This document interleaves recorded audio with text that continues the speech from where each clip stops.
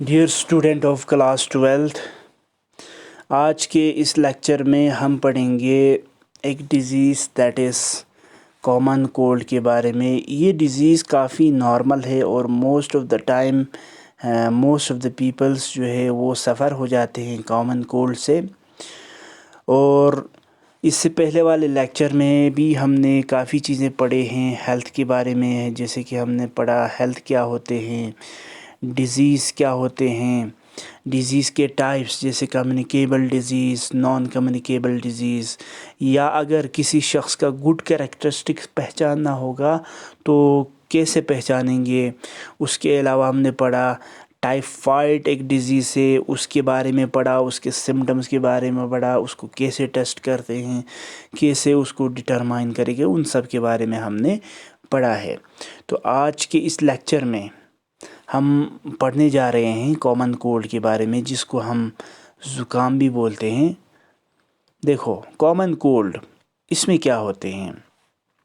Common cold ایک ایسا disease ہے جو اکثر لوگوں کو سفر کرتے ہیں، لیکن اس کو سفر کرنے کی وجہ کیا ہے؟ ایک وائرس ہے۔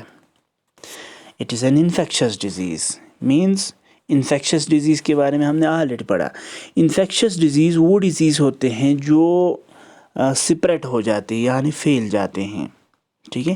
تو کامن کولڈ ایک ایسا ڈیزیز ہے جو وائرس کی وجہ سے آتے ہیں، تو یہ کمیونیکیبل ڈیزیز ہو گیا۔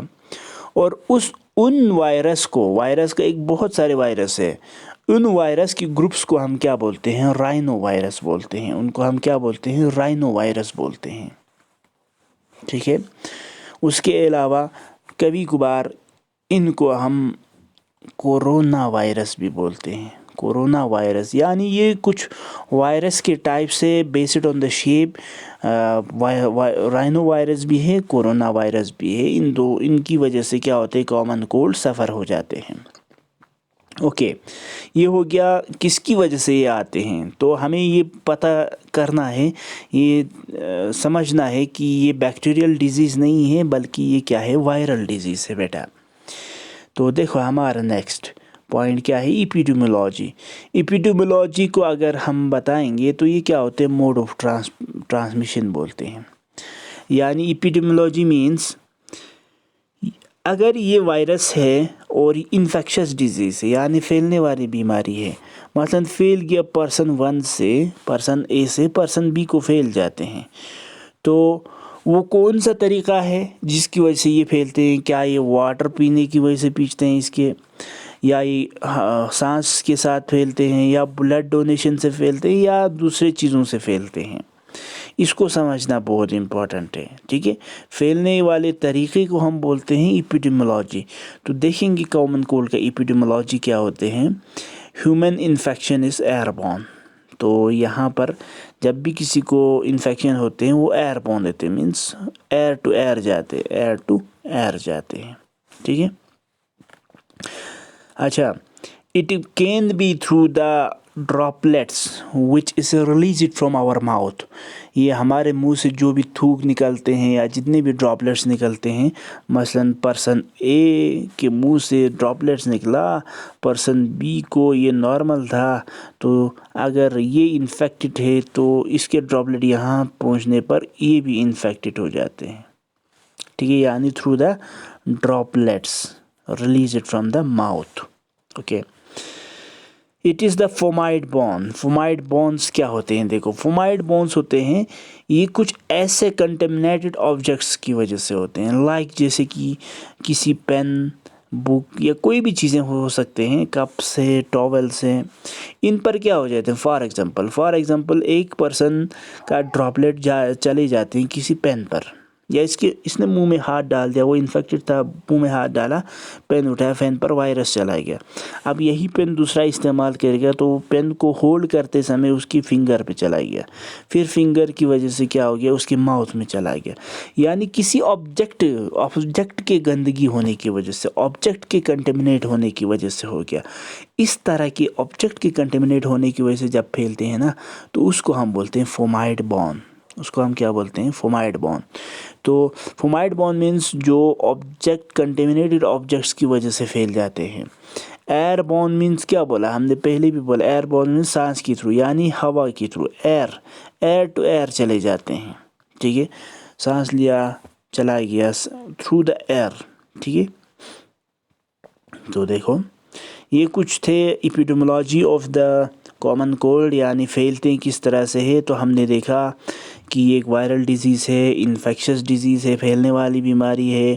پھیلتے بھی کیسے ہیں, ایئر بون ہے, اس کے علاوہ فومائڈ بون ہے, اس کے علاوہ یہ کیا ہے, ڈراپلیٹس کے تھرو بھی پھیل جاتے ہیں.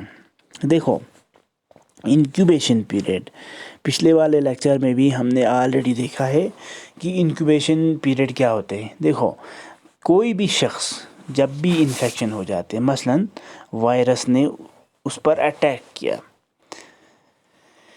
تو جس دن وائرس نے اٹیک کیا تو وہ اس کا پہلا دن ہے, اسی پہلے دن ہی اس کو نشانیاں نظر نہیں آئے گا.